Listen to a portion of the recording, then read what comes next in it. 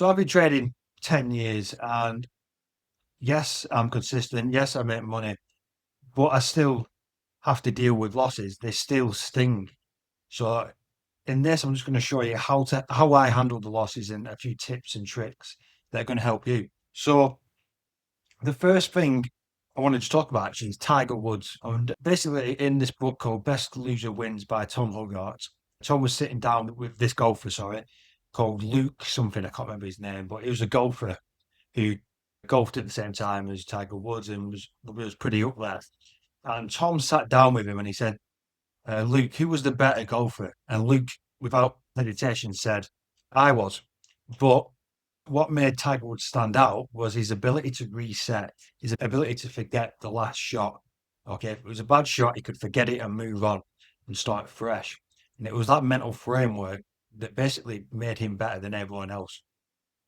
And this really does relate to trading. We have to have that right mental framework. We have to be able to deal. We have to be able to move on from the last losing trade.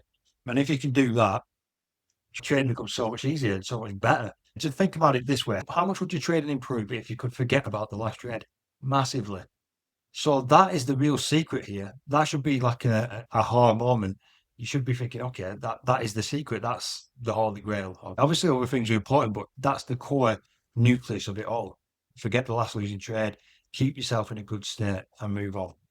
The first thing you have to understand with handling losses is defining what a bad trade is. And so let me do this. So what is a bad trade? And what is a losing trade? So it's important to understand the difference between these two. So a bad trade is one where you didn't follow your rules, where you didn't manage risk, okay? You went outside of your plan. That's a bad trade. Now, a good trade is a losing trade, which is you followed your plan and you managed risk and yeah, you did everything that you were supposed to. That's a good trade. That's a losing trade. That's a statistical probability. All right. That's part of the plan. So once you can define a good versus bad trade, that helps you separate yourself a little bit. Losing trades, nothing wrong with that. Bad trades, there's everything wrong with that. And you need to actually sit with that trade and work out what you're doing wrong and things. But if it's a losing trade, we just need to do what Tiger Woods does and be able to reset and move on to the next trade. So the next thing I wanted to say was about developing positive beliefs about losing. Like I said, a losing trade, there's nothing wrong with that. You've done everything right. And what you've got to understand is you have to lose to win. It's, as Van Fork said, it's breathing in and breathing out. That's what trading is like. The breathing in is the winning trades, the breathing out is the losing trades. It's as natural as that. You have to win to lose. It's a paradox. It's one that we all struggle with to begin with, but that is totally fine. A losing trade is a good trade. It means you're getting closer to your edge playing out. There's a random distribution between the wins and losses in the short term, but they play out over a large sample size, and there's no way of knowing what order your trades are going to come. That's just the natural math of it all. Okay, so develop positive beliefs about loss. What you want to do is visualize it. Okay, so let me just remove all this. So think of it as just a small blip. Okay, imagine this is the trade that lost. Now imagine thousands of these trades all over. Let's pretend all these are your trades. Let's say you take 1,000 a year.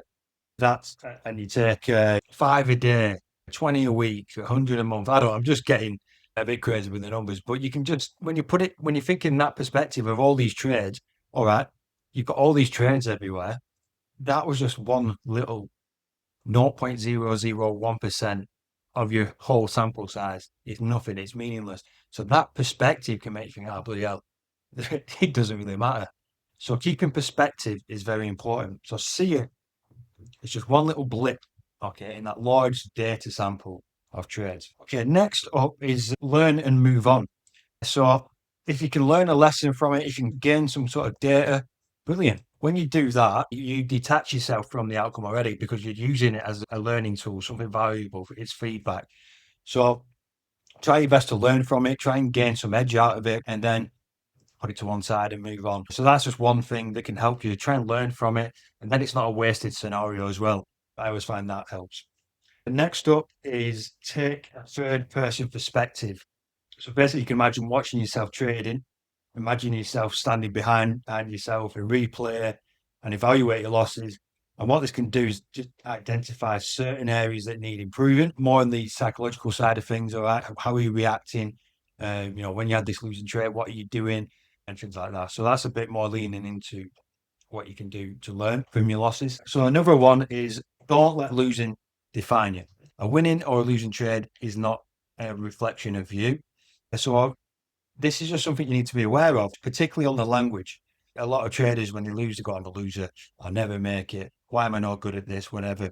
No, so that's not what you want to do. You don't want to talk to yourself like that. You need to be aware of when you're saying that, because you're reaffirming it to yourself and you'll start believing it. Instead, you just had a losing trade. Your edge lost the trade. Your edge had a losing trade, not you. So separate yourself from the outcome by being aware of your language and how you speak to yourself is something that's really, really important. And yeah, just try and make your language a little bit more positive. And yeah, that's just going to help you stay in that good mood and keep with your system. So this last one is just part of your routine. So probably best in your pre-routine is just do like a little visualization. So what this means is when you have these tough situations where you lose, just visualize and practice them in your head and practice yourself overcoming them in a calm, confident manner. And the more you do that, the more when you come to the charts, the more prepared you are, the less shocked you get because you've already rehearsed it and practiced it and dealt with it already. So that is really, really good because a lot of traders come in expecting perfection when they trade. And when they don't get it, they get shocked. It creates a negative domino effect and they end up sabotaging themselves if they weren't prepared for it. So that's a very powerful one to do. So one last thing you can do, which I find really, really good, is having like a little ritual or steps, so to speak, of what you do when you have a loss. So for example, if you hit a loss and you feel you're getting emotionally charged, you're getting triggered, what you do is you first acknowledge it. You go, okay, am I in this thought? Am I in this triggering thought? I'm feeling it in my body. Okay, it's totally fine. It's a natural reaction. You could do the next step, slowly breathing down, and then try and get present again. So you could focus on different things in the room, look at the details, get yourself focused and present. And then once you're back in a good state, do the next thing, which could be taking the next trade or getting out of the room, going for a walk.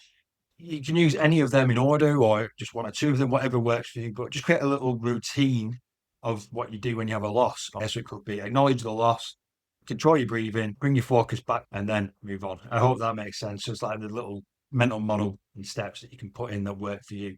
All right.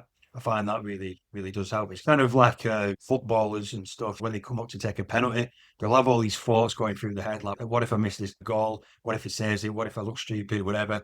And what they do is they're obviously re-centering, refocusing. They'll breathe. They'll go, no, I need to focus on the top left corner. I'm going to hit the ball hard here. I'm going to do this and that. While they're having all these thoughts going on in their head, okay, they're kind of detaching and refocusing every few seconds, all right, because it's going round and round.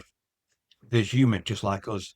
So having that little routine that you do when you're experiencing the losses to help you get out of it is a powerful little thing you could do.